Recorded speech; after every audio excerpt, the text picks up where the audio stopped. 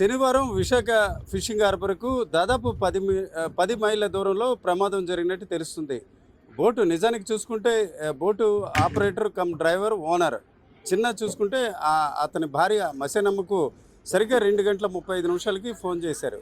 తాను మరి కాసేపట్లో వస్తున్నాం,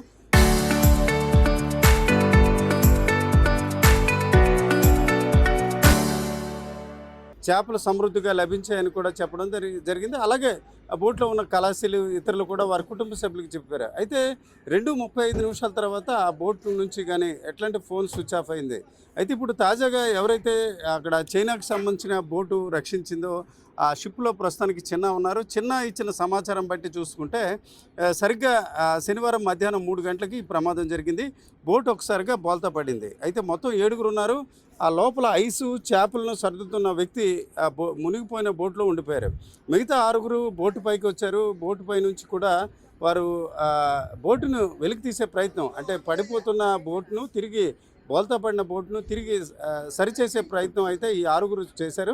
సరిగ్గా 3 గంటల నుంచి శనివారం రాత్రి 6 గంటల వరకు కూడా వారు తీవ్ర స్థాయిలో ప్రయత్నం చేశారు. అయితే బంగాళాఖాతంలో అల్పపీడన ప్రభావంతో అలల తాకిడి చాలా ఉధృతంగా ఉండడంతో వారు ఆ ప్రయత్నాలని ఎంత చేసినప్పటికీ ఫలితం లేకపోయింది. చిన్న మాటలో మనం వీడియోలో చూసాం. మొత్తం 7 సిబ్బంది ఉన్నారు. సరిగ్గా 2 గంటల 35 నిమిషాలకి వారి కుటుంబ సభ్యులతో అందరితో మాట్లాడారు. 3 గంటల సమయంలో, అంటే విశాఖ నగరానికి మరొక గంట సేపులో విశాఖకి వచ్చేస్తారు. ఇట్లాంటి సమయంలో మధ్యాహ్నం 3 గంటలకి బోటు బోల్తా పడిపోయింది.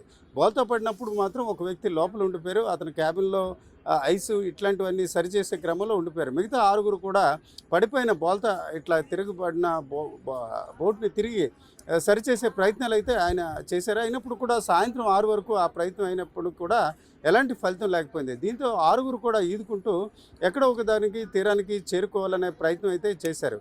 అయితే ఆ ప్రయత్నం చేసినప్పుడు కూడా ఆ ప్రయత్నాలు జరగలేదు. రాత్రంతా కూడా ఈదుకునే పరిస్థితి ఉంది. అయితే ఉదయం లేచాక కూడా చూసుకుంటే 3 మాత్రమే ఒక దగ్గర ఉన్న పరిస్థితి. ఆ దశలో చిన్నగా దగ్గరలో ఒక షిప్ వెళ్తుంటే ఆ షిప్కి సిగ్నల్ ఇవ్వడం జరిగింది. కేకలు వేయడంతో వారి దగ్గరకు వచ్చి లైఫ్ జాకెట్స్ ఇసిరారు. అయితే చిన్నకు ఆ లైఫ్ జాకెట్ లభించడంతో అతను ఆ బోట్ ఎక్కగలిగి, ఆ షిప్ ఎక్కగలిగి ప్రాణాలు నిలబెట్టుకున్నారు.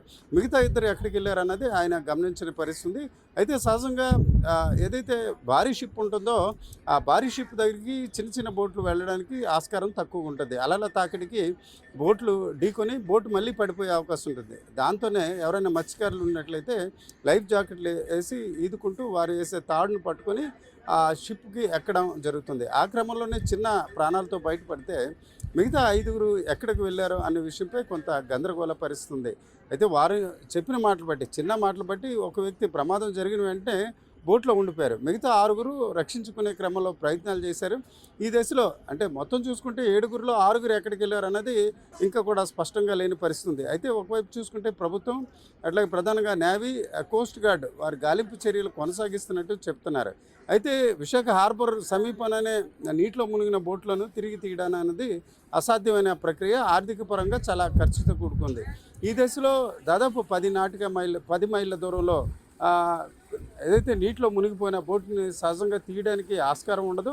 అట్లాగే ఇప్పుడున్న పరిస్థితి బట్టి అల్పపీడన ప్రభావంతో పడిన చోట బోటు ఉండడానికి అవకాశాలు లేవు. చాలా దూరం కూడా వెళ్ళిపోయే అవకాశాలు ఉంటాయని చెప్తున్నారు. ఈ దశలో గాలింపు చర్యలు చేపట్టడమే కాకుండా గతంలో కూడా కొన్ని సంఘటనల్లో చూసుకుంటే సముద్రంలో చిక్కుకున్న మత్స్యకారులు చాలాసేపు ఈదుకోవడం, అలాగే ఏదైనా కర్ర, చెక్క ఇట్లాంటివి దొరికినట్లయితే దాన్ని పట్టుకొని గాలివాటానికి ఏదో ఒక తీరానికి వెళ్ళిన సందర్భాలు ఉంటాయి. ఈ దశలో ఇప్పుడు గల్లంతైన వారు ఆ రకంగా ఎక్కడైనా ప్రాణాలతో బయటపడతారన్న ఆశాభావంతో ప్రజలు, అలాగే వారి కుటుంబ సభ్యులు ఉన్న వాతావరణం మనకి స్పష్టంగా కనిపిస్తుంది. కెమెరా పర్సన్ తిరుపతితో రామచంద్రరావు, RTV ఫిషింగ్ హార్బర్ నుంచి.